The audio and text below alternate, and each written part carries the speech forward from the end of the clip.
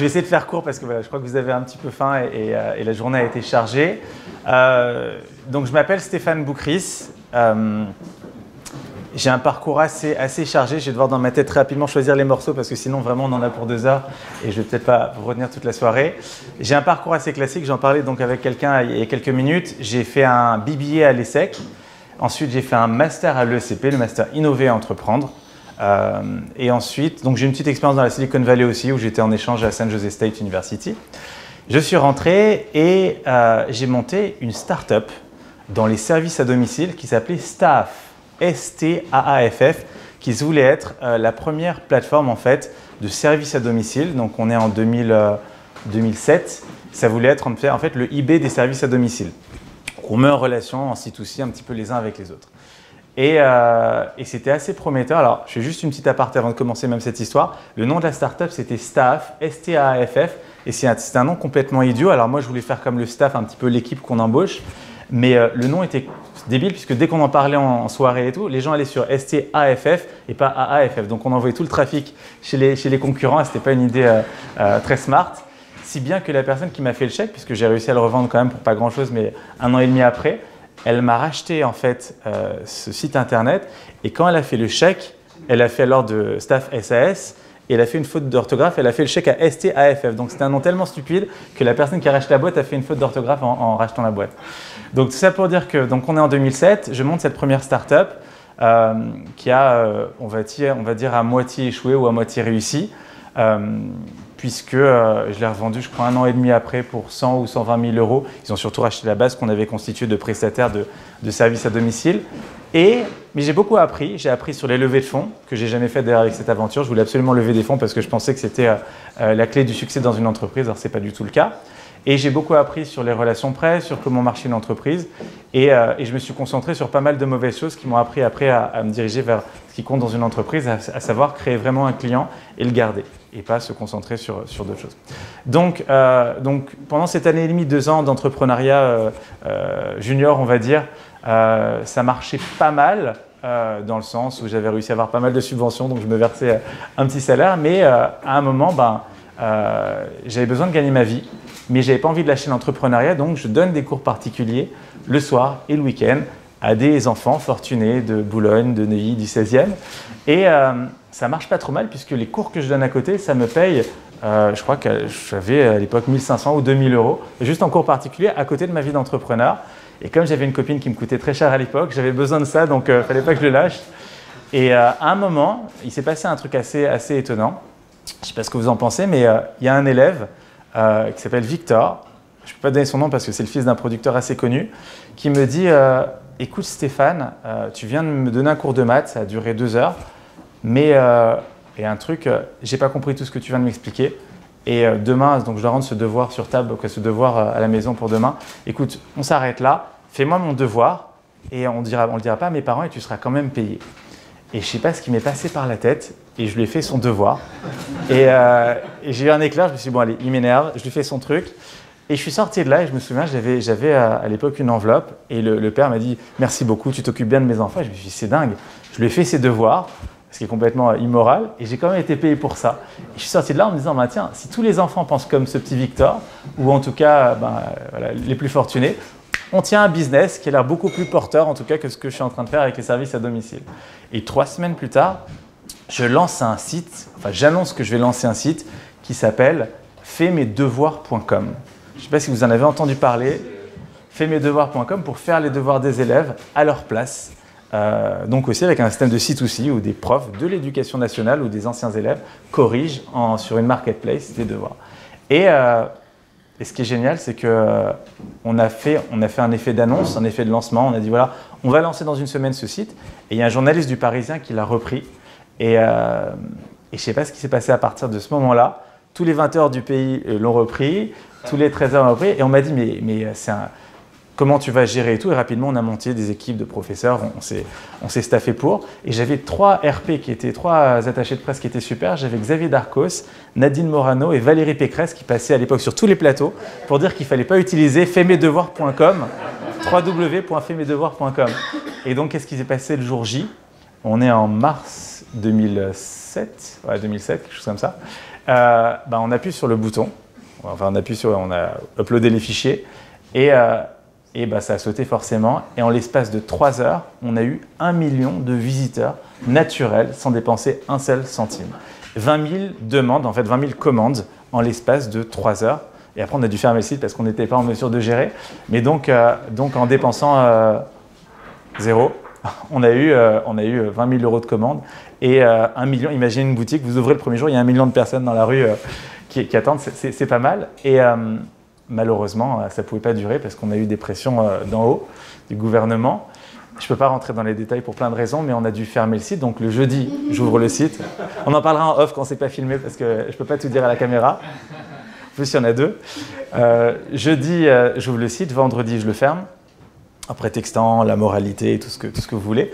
Et le samedi, il s'est passé un truc assez marrant. Le samedi matin, j'ai une nana qui m'appelle, qui me dit « Écoutez, Stéphane Boucris, il y a le président Descroix-Vernier qui veut vous parler. » Alors, je ne suis pas mauvais en géopolitique, mais le président Descroix-Vernier, je ne sais pas qui c'est. Et donc, je vais sur Google, et si vous avez des téléphones, regardez Jean-Baptiste Descroix-Vernier, et vous allez voir un type qui habite sur une péniche à Amsterdam, dreadlocks, kilt, 20 cm de talons, des bouts de verre encastrés dans les talons, Nouveau Testament, iPod, des chats sur une péniche, vraiment quelque chose. Donc, pareil que moi, tout à fait. Et donc, ce type-là, j'ai un call avec lui, il se faisait appeler Joe Canahan, il s'est toujours appelé Joe Canahan sur Skype. Et il me dit « Stéphane, j'ai suivi tes aventures avec ton aventure staff. » D'ailleurs, j'ai remporté à l'époque la BFM Academy, c'est un peu la Star Academy des entrepreneurs, moins connue que la Starac, mais voilà. J'ai suivi la BFM Academy, staff, ta boîte, fait mes devoirs. Il me faut un petit gars comme toi pour diriger une de mes filiales dans mon groupe. On dirige une fintech et tout. Bon. Et j'ai dit « Pourquoi pas ?» Moi, je n'avais pas grand-chose à perdre. J'avais staff, ma plateforme qui était en train d'être vendue, fait mes devoirs que j'avais dû fermer, donc je me retrouve un peu sur le carreau. Il me dit combien tu veux gagner? Et moi, j'avais jamais eu de salaire, vu que j'avais jamais été salarié. Et mes copains, les avocats et tout à l'époque, ils me disaient tous on gagne 70 000 euros, 80 000 euros et tout, mais brut. Et moi, je dis je veux gagner 80 000 euros net. Et il me dit très bien, c'est ce que tu vas gagner. Je dis c'est génial alors. Où est-ce que je signe en gros? Je dis, attendez, vous êtes à Amsterdam, j'ai vu sur Internet, vous êtes sur une péniche, je vous propose d'aller manger un bout, d'aller boire un verre, comme ça on pourra discuter de tout ça. Je sens que vous êtes en train de m'approcher pour un CDI, donc le mieux c'est qu'on en parle. Et il me dit, non Stéphane, on ne va pas se voir et on se verra sans doute jamais. Alors je lui dis, vous êtes en train de me proposer un job? Il fait oui. Je dis, mais vous ne voulez pas qu'on se voit? Il fait non, tu sais... Je dirige un groupe de 150 personnes et physiquement, j'en ai rencontré que 5 dans ma vie. Que les actionnaires, Jean-Marie Messier, Arnaud, Pinault, etc. Je fais, alors, comment vous voulez qu'on fasse? Parce que moi, ça me plaît bien. Je sens que je peux vous apporter beaucoup. Enfin, je n'avais pas de plan B à l'époque. Et je dis, je sens que je peux beaucoup vous apporter. Vous avez vu juste, je suis le bon cheval. On avance. Et il me dit, voilà, on est samedi. Mardi, tu vas te rendre à Gennevilliers. Alors, c'était une zone industrielle à Gennevilliers. Je pensais qu'ils m'attendaient les mecs avec des battes de baseball. Gennevilliers, ce bâtiment... dans la zone industrielle, dans ce bâtiment, il y a un type qui s'appelle Romain Perra, il va venir te chercher en bas, il va t'emmener au 3e étage, à ton bureau. Sur le bureau, il y aura une enveloppe et dans l'enveloppe, il y aura un CDI. Tu signeras ce contrat et tu deviendras un ninja. Quote. C'est ce je dis bon, ok, il a l'air complètement barré ce type-là, mais bon, 80 000 euros, j'ai tout fermé à côté, donc il faut avancer. Donc, j'ai accepté, je me suis retrouvé dans cette boîte, qui est pas mal d'ailleurs, puisqu'elle a été vendue pour quasiment 200 millions d'euros à Natixis l'an dernier. C'est une fintech aujourd'hui, qui s'appelle Dalenis, ça a changé de nom. Et donc je me retrouve sans trop savoir pourquoi j'étais là, eux non plus. J'ai été parachuté comme en politique. Et je me suis fait ma place un petit peu dans cette entreprise qui faisait plein de choses, de la création d'audience, de la monétisation d'audience. C'était assez intéressant. Et c'était ma première vraie expérience en tant que salarié, puisque Warner, à l'époque, j'étais en stage long et tout. Donc, j'arrive parachuté directement en reportant au PDG, donc c'était une place assez confortable. Et au bout de quelques mois, j'ai un type qui s'appelle Cyril Dubrow qui m'approche et il me dit « Stéphane, donc moi je dirige, il me dit, la filiale Mailorama et j'aimerais que tu nous organises une opération de buzz comme tu as fait pour Faire mes devoirs, comme tu as fait pour tous tes trucs et tout. Tu as l'air créatif, tu veux pas nous organiser un truc un peu décapant ?» Et je lui fais « Bah ouais, avec plaisir, si je peux vous aider. Aucun souci, mais c'est quoi votre boulot Mailorama ?» Il me dit, nous, Mailorama, on fait du cashback. Et je dis, mais c'est quoi le cashback? Il me dit, le cashback, c'est simple. Quand tu vas à la station essence, tu fais ton plein et tu as des points. Et avec les points, tu achètes des cadeaux. Je fais, oui. Il me fait, c'est la même chose sur Internet avec le cashback.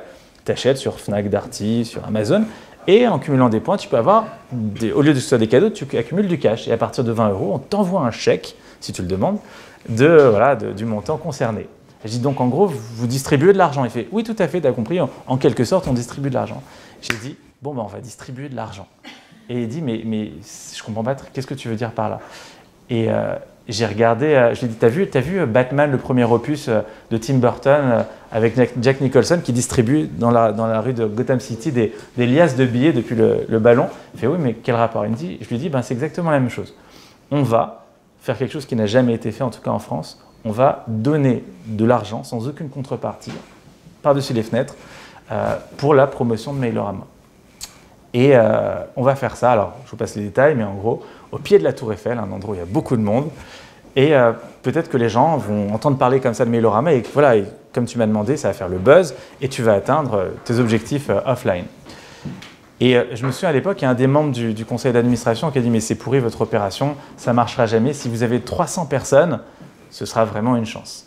Et ce jour-là, donc le samedi 14 novembre 2009, on distribue, enfin on annonce qu'on va distribuer 100 000 € en petites coupures avec des billets de 5 à 500 €. Je sais parce que c'est moi qui les ai mis dans des petites bourses avec un flyer Mailorama, sans aucune contrepartie. Et ce jour-là, il y avait 50 000 personnes qui sont venues au pied de la Tour Eiffel. Ça a donné une émeute, donc si vous regardez sur Google, vous allez voir sans doute le contre-coup. Mais ça a été une opération marketing incroyable.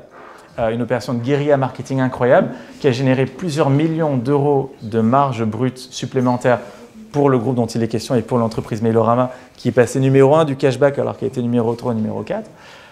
Bon, ça c'est le côté positif. Le côté moins positif, c'est qu'il y a une loi qui est passée dans le... Alors, moi j'appelle ça, et beaucoup de gens appellent ça la loi Boucris, mais c'est le volet 3 de la loi LOPSI 2 qui interdit depuis cette opération de distribuer de l'argent dans la rue pour une opération marketing. Donc si un jour, dans vos entreprises, vous voulez distribuer de l'argent pour votre boîte, vous tombez sous le coup de ma loi, la loi Boucris. Et maintenant, je crois que c'est de la prison. Avant, c'était 200 € et maintenant, c'est de la prison. Donc, il ne faut plus trop le faire. Mais en tout cas, ça a été un buzz incroyable puisque ça a fait tous les 20 h et tous les 13 h du pays pendant une semaine et le site a explosé. Donc ça nous amène, donc on est en 2009 et à la suite de ça, j'ai Jean-Baptiste Descroix-Vernier, donc celui qui a les dreadlocks, qui me dit « Bon, Stéphane, je crois que tu en as un peu gros sur la patate, tu as la moitié de la France qui te veut sous les verrous ou veut ta mort, etc. Donc, je vais te donner les clés du pôle, en gros, B2B, service interactif. C'était quelque chose de très low-tech où on appelle le 0800 ou le 36 10 10 ou je ne sais pas quoi. Il m'a dit, tu as juste à aller voir les patrons de télé et de radio et tu leur vends des numéros surtaxés et il y a un partage de marge. C'est un bon business, mais ce n'est pas très high-tech. Moi, ça ne me faisait pas rêver plus que ça. Mais bon, c'était, on va dire, en attendant la suite. Rapidement, je m'ennuie, puisqu'il y a une équipe de 10-15 personnes, mais bon, j'ai envie de faire autre chose. En parallèle, je monte avec le soutien de Xavier Niel un truc génial, une billetterie de spectacle qui s'appelait 2heursavant.com. L'idée, est-ce que vous connaissez le kiosque de la Madeleine? Il y en a qui connaissent? Ok. L'idée, c'était de faire le kiosque de la Madeleine sur Internet, parce que quand il fait moins 5 ou moins 10 degrés, on n'a pas forcément envie d'attendre 20 minutes comme ça pour avoir sa place de théâtre à moins 50%. Ou comme à New York avec Ticketias pour ceux qui vont à New York. Et l'idée, c'était de le faire en ligne. Moi, j'avais pas mal de copains producteurs et tout. Et rapidement, on a monté ça avec le soutien de Xavier, avec plein de gens. Et donc, on a monté 2heursavant.com qui a remporté le prix de la meilleure innovation française en 2010 par la FEVAD. Et par un coup de chance, on l'a revendu à un gros site de Daily Deal qui avait levé beaucoup d'argent et qui voulait avoir une base dans ce secteur-là. Donc ça, c'était un side job, on va dire un side project à côté de ma vie chez Rentabiliweb, donc l'entreprise en question.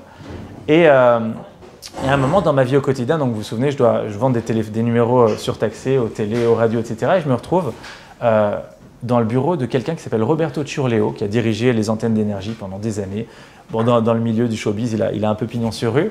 Et je lui vends donc mes numéros, mes 0800, etc. pour ses web radios. Il avait monté un site de web radio qui s'appelait Goom. Il avait levé 20 millions à l'époque, il voulait tuer Énergie. Bon, Énergie l'a tué, il a brûlé les 20 millions, mais il a monté son truc. Et à la fin du rendez-vous, il me dit « Stéphane, écoute, je vais te prendre ce que tu es venu me vendre, donc les numéros, mais est-ce que tu n'as pas des projets, tu n'as pas des trucs, parce que j'ai envie de faire autre chose ». Et moi, je sors de ma besace un disque, à l'époque il y avait des disques, et je dis « Écoute Roberto, je sais que tu as été aux antennes d'énergie pendant des années, moi j'ai une passion, c'est la musique. Une autre passion à part le net, c'est la musique.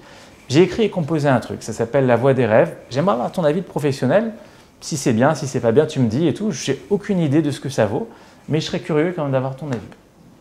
Et 2 semaines après, on se retrouve au Murat, avec Roberto, et et il me dit, pareil, il me dit, j'ai une bonne et une mauvaise nouvelle à t'annoncer. Alors je dis, bon, c'est quoi la mauvaise? Il me dit, bah, j'ai écouté ta maquette et c'est à chier. Bon, bah, et je dis, ok, c'est sympa. Il me dit, c'est pas mal, mais t'as pas le talent aujourd'hui pour que ce soit diffusé en radio. Et je pense qu'on est loin encore, donc il ne faut pas chercher à persévérer là-dedans. C'est sympa, c'est marrant, mais non, voilà. Et on s'arrête là. Alors, je fais, bon, bah, sympa. Et c'est quoi alors la bonne nouvelle dans l'histoire? La bonne nouvelle, c'est que tu vas quitter ton job, donc tu vas démissionner, et on va produire ensemble une comédie musicale.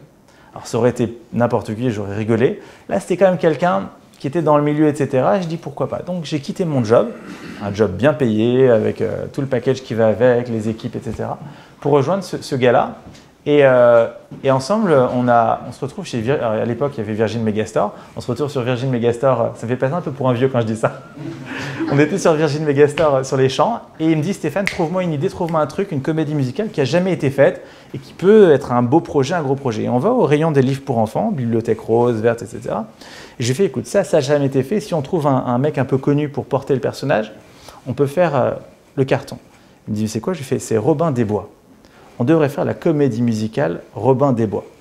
Et bon, je ne sais pas si vous avez entendu parler, mais bon, donc ça a donné, on s'est associés, et ça a donné la comédie musicale Robin des Bois avec M. Pokora. Je ne sais pas si vous avez entendu parler, qui a fait quasiment 1 million de spectateurs. Ça a été un énorme succès. Ça a été le dernier gros succès français en termes de comédie musicale, en termes de création originale, en tout cas de comédie musicale. Et c'était une super aventure, jusqu'au moment où il y a eu quelques différends, on va dire, mais c'était une très belle aventure. Et malheureusement, les comédies musicales, en fait, ça, contrairement à un business traditionnel, la durée de vie est très limitée. C'est-à-dire que si ça marche, on fait Paris, la province, une fois de plus Paris, la province, parfois un peu d'export, mais ce n'est pas une entreprise qui a vocation à durer 20 ans ou 30 ans pour un seul show. Donc, une fois que cette aventure était terminée, j'ai monté un truc assez intéressant juste après.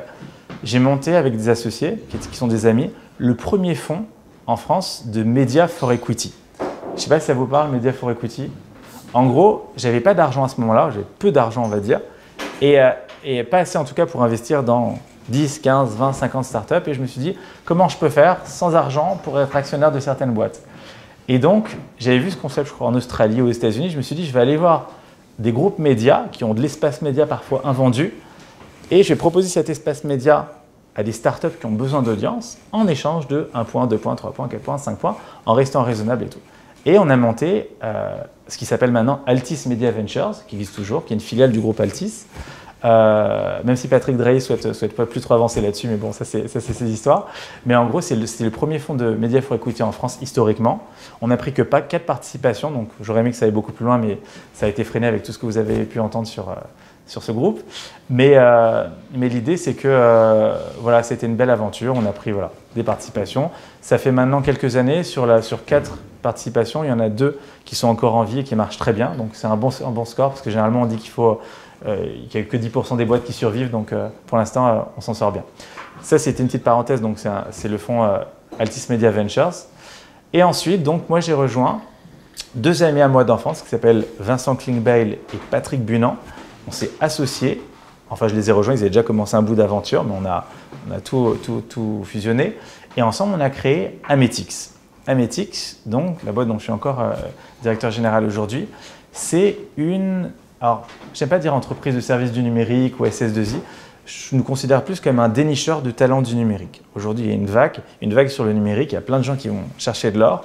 Nous, on est des vendeurs de pelles. On est sur le bord de l'autoroute. Là, on ne va jamais toucher la mine d'or. Par contre, on vend le matériel, donc on vend finalement l'expertise, l'intelligence, ce qu'on appelle les bâtisseurs des autoroutes de l'information, donc qui vont développer les sites, donc des data scientists, des développeurs, des chefs de projet, etc. On est 450 aujourd'hui, peut-être un petit peu plus, on est 460, et c'est une super aventure. On s'éclate. On a rejoint le groupe La Poste il y a maintenant 15 ou 16 mois, et c'est une autre aventure, et voilà, ça se passe toujours super bien. Ce qui est assez marrant, c'est que quand on s'est fait racheter par La Poste, il y a un de nos clients qui a dit au moment des due diligence, des audits, c'est Carrefour qui a dit « il faut que vous arriviez à intégrer Ametix sans les désintégrer ». Et c'est un petit peu, j'ai l'impression en tout cas à date, ce qui s'est passé. Je ne dis pas ça parce qu'on a des gens qui travaillent ou qui sont dans le groupe dans la salle, mais c'est vrai que nous, on a eu à peu près 14 ou 15 offres sur la table qu'on a cherché à céder à Metix. Et c'est vrai que ils nous avaient promis des choses, on leur avait promis des choses. Et c'est toujours comme un mariage traditionnel, hein. On est sous son plus beau jour et on voit les autres sous leur plus beau jour. Et après, il faut voir juste l'après, comment ça se passe. Et finalement, en termes de promesses, on n'a pas été déçus. Et je pense qu'ils n'ont pas été déçus puisqu'ils ont fait beaucoup plus que ce qu'ils avaient promis. Et je pense qu'on a fait aussi beaucoup plus que ce qu'on avait promis. Donc ça se passe plutôt bien. Ça, c'est notre activité principale. C'est 95% de notre temps. Et à côté de ça, avec mes associés, donc Patrick et Vincent, on est dans un fonds d'investissement qui s'appelle Side Capital. Enfin, il y a plus que nous trois d'ailleurs, puisqu'on est une quinzaine d'entrepreneurs associés, partners. Et on investit dans une boîte par mois des tickets en early stage, d'où le nom d'ailleurs, c'est Seed. Le fonds s'appelle Side Capital, très subtil. Et c'est des tickets entre 400 et 600 000 euros pour des startups innovantes. Et je ne peux pas le dire à la caméra, mais il y a des startups déjà qui ont été très très bien revendues à des boîtes notamment de la Silicon Valley, des GAFAM et autres. Donc on est particulièrement... Je ne peux pas dire, mais en tout cas, peut-être que je l'ai dit l'an dernier, vous l'avez en vidéo, vous pourrez faire le montage. Mais en tout cas, on en est très fiers parce que c'est vraiment des super pépites. Voilà. Ça, c'est notre activité Side Capital. Donc, c'est un peu du serial investing. Et après, on est avec mes associés investisseurs, là plus individuellement, soit ensemble, soit séparés, sur des belles pépites auxquelles on croit. L'idée, ce n'est pas forcément de gagner de l'argent, alors ça l'est toujours parce que c'est un témoin de la bonne santé d'une entreprise, mais l'idée, c'est surtout de passer le flambeau et d'aider les autres, parce que nous, on a été aussi aidés à notre échelle, donc ça fait partie du job. À propos d'ailleurs, on a chez Ametix, on a une philosophie un peu particulière avec mes associés. Le top management, en gros moi et mes associés, on passe 20% de notre temps à faire du pro bono. Je ne sais pas si vous savez ce que c'est le pro bono. C'est travailler gratuitement pour ceux qui en ont besoin. Alors, ce n'est pas forcément des associations caritatives, mais on ne refuse jamais un rendez-vous, on ne refuse jamais un coup de fil, on ne refuse jamais un coup de main. Ce n'est pas forcément d'ailleurs un ticket, ça peut être la présentation d'un associé ou quelqu'un qui recherche des locaux, quelqu'un qui recherche un avocat, un expert comptable. On considère que c'est notre mission d'aider les autres. Donc on passe 20% de notre temps, généralement c'est à partir de 18h30 le soir ou le week-end, pour aider tous ceux qui en ont besoin. Donc si vous avez des gens dans votre entourage qui ont besoin d'accompagnement au niveau entrepreneurial, n'hésitez pas, t'es le bienvenu. On considère que c'est... En fait, le pro bono, c'est marrant, c'est les avocats dans les cabinets anglo-saxons qui ont lancé ça au 19e siècle. Et j'ai fait une conférence à 2 rues d'ici chez Clifford Chance, qui est vraiment un des top cabinets anglo-saxons. Et je faisais un échange comme aujourd'hui. Et je leur dis ça, et je leur dis, comme vous, on fait du pro bono. Et là, je vois la salle qui explose de rire. Je dis, pourquoi vous riez? Il me dit, ça fait un siècle que plus aucun avocat ne travaille gratuitement. Je dis, j'avais vu ça dans les films et tout. Et en fait, ils m'ont dit, non, les avocats ne travaillent plus gratuitement. En tout cas, pas chez eux. Mais nous, on le fait en fait. Voilà, tant que ça ne nous demande pas 20 heures de travail. Et d'ailleurs, on le fait aussi pour nos clients, c'est-à-dire que nos partenaires, s'ils ont besoin d'un coup de main qui ne demande pas beaucoup de temps, on ne facture pas parce que c'est normal et eux le font aussi pour nous. Et ça nous permet aussi de donner quand on donne des coups de main à nos clients, à nos partenaires, de leur envoyer aussi des startups qui ont besoin de rencontrer LVMH, Sodexo ou Accor et qui les reçoivent. Ça fait partie du jeu. Ça, c'est Ametix, donc dénicheur de talents du numérique. Donc, si un jour vous avez besoin en recrutement ou en prestat, là c'est la minute un peu pub, de développeurs, chefs de projet, n'hésitez pas, faites appel à nous. On a beaucoup de trucs assez marrants. Je vous invite à aller sur YouTube quand vous avez le temps et taper Ametix. Chaque année, on fait un clip vidéo. Cette année, c'était avec Seguela, on l'a fait avec Van Damme, Castaldi, Ariel Dombal. On fait des trucs assez marrants, des clips vidéo en chanson pour raconter un petit peu ce qu'on fait au quotidien et ça marche plutôt bien, ça fait le buzz. En parlant de buzz, on fait des opérations tous les 2-3 mois, des opérations un petit peu décapantes. On a lancé un site qui s'appelait combien-je-mérite.com pour absorber finalement tous les CV des gens qui ne sont pas forcément sur LinkedIn. Ils mettent leur CV, on leur donne leur valeur sur le marché et on a les CV, donc c'est pas mal. Et il y a un truc surtout dont je n'ai pas parlé qui est important, on a une activité événementielle qui est très forte, c'est-à-dire contrairement à 100% des boîtes de services, on a mis l'événementiel un petit peu au cœur de notre métier, déjà parce que c'est marrant. Et surtout parce que ça c'est clé dans le business. On a créé un événement phare qui s'appelle le MDF, le concours du meilleur développeur de France. C'est un peu comme le meilleur pâtissier de France, mais version développeur. Vous êtes tous invités d'ailleurs dans la salle, c'est le 23 octobre cette année prochain. On a pris 5000 m² à la Grande Arche de la Défense, l'espace Grande Arche. Il y aura une grande partie du gouvernement qui serait là. J'ai reçu la réponse d'une centaine de députés, sénateurs. On a eu Jean-Claude Van Damme qui a présenté justement l'édition d'il y a 2 ans. Je ne peux pas vous dire qu'il présente cette année. Alors c'est très marrant, d'ailleurs Jean-Claude Van Damme, on a encore 2-3 minutes. Je fais une petite aparté, c'était marrant. Donc, nous, on se casse la tête pendant 4 mois. Il y a 30 personnes qui bossent sur l'événement. C'est un investissement temps, énergie, argent qui est considérable. Et j'ai mangé avec Vandame la veille ou l'avant-veille de l'événement, donc il y a 2 ans. Et il me dit, Stéphane, j'ai besoin de lancer une application. Est-ce que je peux en parler? Est-ce que, comme ça, peut-être, je pourrais trouver des développeurs? Je dis, ben, vas-y, c'est super pour mon événement, je serais très content. Et il arrive sur scène, c'était au Théâtre de Paris. Et il commence à dire devant un parterre, devant peut-être 1000 ou 2000 développeurs, les amis, il nous faut une application, on va appeler ça Community Tree, pour que les aigles puissent poser leurs œufs dans des arbres en sécurité. Community Tree. Et il a fait ça pendant 20 minutes. Alors, on est devenu blême avec mes associés, les clients, les fournisseurs, les autres. On tombait dans nos fauteuils. Mais ce qui était dingue, c'est qu'au bout de 20 minutes, il s'est arrêté de parler, net. Il y a un silence de mort dans la salle. Et au bout de 5 secondes, il y a un type qui se lève qui fait... Et tout le monde s'est mis à applaudir, standing ovation. Et dans le questionnaire de satisfaction, on a dit ben, qu'est-ce qui vous a le plus plu? Est-ce que c'est les boissons, le concours, les trucs? Non, Jean-Claude Van Damme. Donc, comme quoi... Et ça s'est décidé l'avant-veille, donc comme quoi, parfois il y a des belles surprises. Je regarde le temps parce que je sais qu'on est limité. Est-ce que j'ai encore 5 minutes ou, 5 minutes, ce serait parfait. Et parle du meilleur développeur de France. Meilleur développeur de France, 23 octobre. C'est le plus grand concours de code en Europe. J'ai eu la chance d'être reçu par Bill Clinton l'an dernier qui veut le développer aux États-Unis. Donc c'est vraiment un gros machin. C'est un triptyque, concours de code, salon, on va dire démozone, salon et conférence. On a des gens super intéressants qui viennent parler. Il y a 10 000 personnes qui sont attendues. C'est gratuit. On fait plein de belles rencontres. Donc voilà, on veut en faire un petit peu. Alors on n'est pas Vivatech, mais on essaie d'en faire vraiment un gros événement du paysage numérique français, un temps fort. Et Stéphane de Caposte a un stand, la Poste aussi. Tout à fait.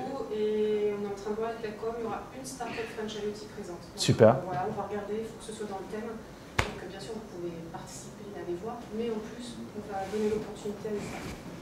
Très bien. Alors, il y a une start-up, c'est marrant, il y a 3 ou 4 ans, qui vendait des glaces. Alors, c'est pas très high-tech, mais qui vendait des glaces. Et on avait notre parrain, c'était Henri Sédou, le type qui a créé Parrot et qui est le premier investisseur de Louboutin et tout. Il est arrivé avec ses drones donc de chez Parrot. Et donc, ce stand qui faisait des glaces, il ne savait pas comment approcher M. Sédou pour le séduire un petit peu et pour essayer de l'avoir dans leur board. Ils ont fait un truc très marrant. Donc, c'est des pots imaginés comme des pots Häagen-Dazs. Ils ont pris un drone, ils ont posé la glace, ils ont été le diriger. Et le drone est arrivé, alors pas dans la figure de M. Sédou, mais sur la table avec la glace, avec un petit message. Il est venu leur parler juste après. Donc voilà, c'est une belle histoire. Et ça, c'est sur la partie salon. Après, sur la partie concours de code. Si vous connaissez des développeurs, envoyez-les. Il y a 10 000 € à gagner. Et il y a juste des anecdotes qui sont dingues. C'est-à-dire que la première année qu'on a fait ça, il y a 5 ans, sur la partie donc, concours de code, donc les devs, ils codent, etc., le gagnant, il gagne 10 000 €. Et la première année, on tend le micro il s'appelait Sébastien Hamon. Pas Benoît Hamon, à chaque fois je fais la bêtise, je dis Benoît Hamon, mais non, c'est Sébastien Hamon qui était chez SAP en stage. Et je lui tends le micro devant tout le monde, je dis écoute, alors parle-nous un petit peu de toi. Il me dit je suis en stage chez SAP, mais c'est la crise, donc on était il y a 5 ans, c'est la crise et mon stage va se terminer donc je pense dans 15 jours. Je fais c'est malheureux, écoute, bon courage, j'espère qu'avec les 10 000 € tu feras quelque chose. Et il me dit merci beaucoup. Et il était 11h, 11h30 peut-être, je ne sais plus quand s'est terminé l'événement. Et le matin, il m'a raconté, il est arrivé au bureau à 9h chez SAP. Et sur son bureau, pareil, il y avait une enveloppe. Et dans l'enveloppe, il y avait le CDI. Et il est encore en CDI là-bas. Et c'est le meilleur dev qui lui a un petit peu sauvé sa vie, je crois. Et des anecdotes comme ça, il y en a juste plein. Et c'est un très bel événement. Mais en tout cas, on met beaucoup de passion là-dedans. Ça nous éclate de le faire. Et ça commence vraiment à monter en puissance. Donc voilà, on en est assez fiers. Je crois que j'ai juste parlé de la moitié des choses, mais c'est pas grave, on n'a pas le temps. Est-ce que vous avez des questions? Yes. C'est quoi l'avenir pour toi? On peut te tutoyer? Ouais, bien sûr. Parce que là, finalement, tu as l'air d'être un peu pas serial entrepreneur, mais tu aimes bouger, tu aimes que ça bouge. Donc, alors, là, tu dis que tu viens de vendre, donc, il y a 15 mois. Donc... Alors, c'est très marrant.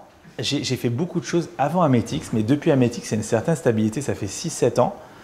Et avant, ça fait j'ai fait plein de trucs. Tous les 2 mois, je changeais de projet. Et là, bizarrement, j'ai trouvé une certaine stabilité. Je me suis calmé. C'est peut-être la vieillesse, on va dire, la sagesse. Mais bien sûr, je ne sais pas si dans 20 ans, je serai encore chez DocaPost. Mais en tout cas, déjà, on est encore dans la boîte, capitalistiquement parlant. Et donc, on est encore un petit peu à nous. Et donc c'est chez nous. Donc, c'est important. Après, je ne sais pas ce que aujourd'hui, en fait, les gens chez DocaPost sont particulièrement bienveillants avec nous et on se sent bien. Et je ne dis pas ça, voilà, vraiment. Et c'est marrant, petite anecdote, j'ai beaucoup d'anecdotes, mais j'étais au CES de Las Vegas en janvier dernier. Et j'ai la photo pour prouver ce que je vais vous annoncer là, parce que sinon vous allez vous dire il est fou. Mais donc je me balade, nous on a été un petit peu en dilettante en tourisme, même si on a fait un peu de business. Et on restait quelques minutes sur le stand de la Poste. Et je suis allé me balader dans les allées. Donc il y a des Chinois, des Coréens, des Israéliens, etc. Bon, tout le monde ne connaît pas forcément DocaPost et la Poste.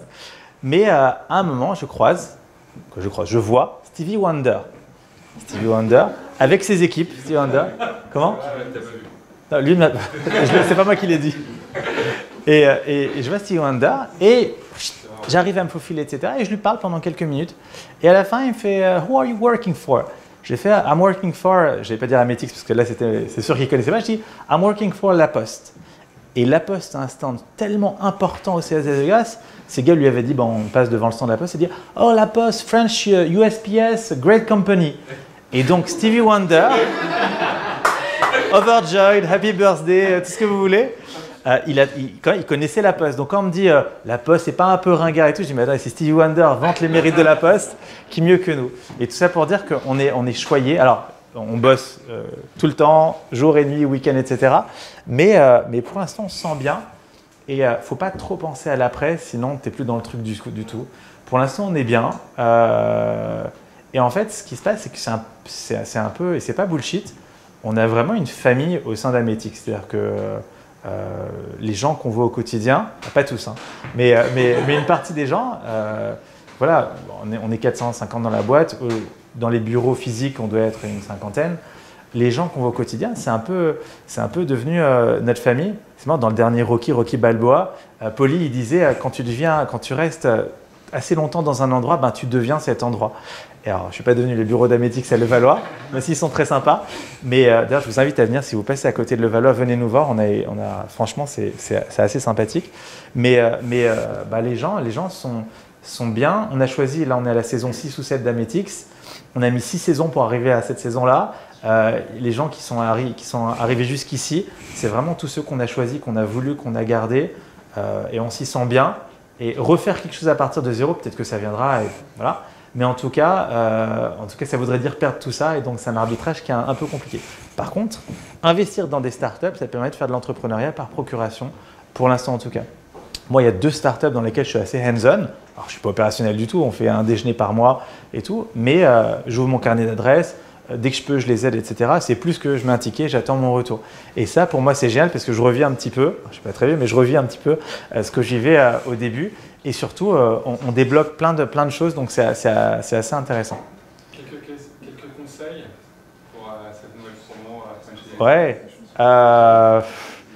comme vous voyez, mon parcours, il a été assez mouvementé. Et, j'ai fait pas mal d'erreurs aussi. Je ne sais pas si j'ai des conseils à donner, mais en tout cas…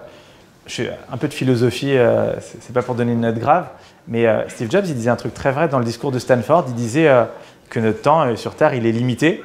Alors, ça peut faire bullshit et phrases inspirationnelles, mais moi, je le crois vraiment, et vous devez le savoir aussi certainement. On n'est pas ici éternel, et je pense que c'est important de savoir ce pour quoi on est fait. Ça, c'est le premier point.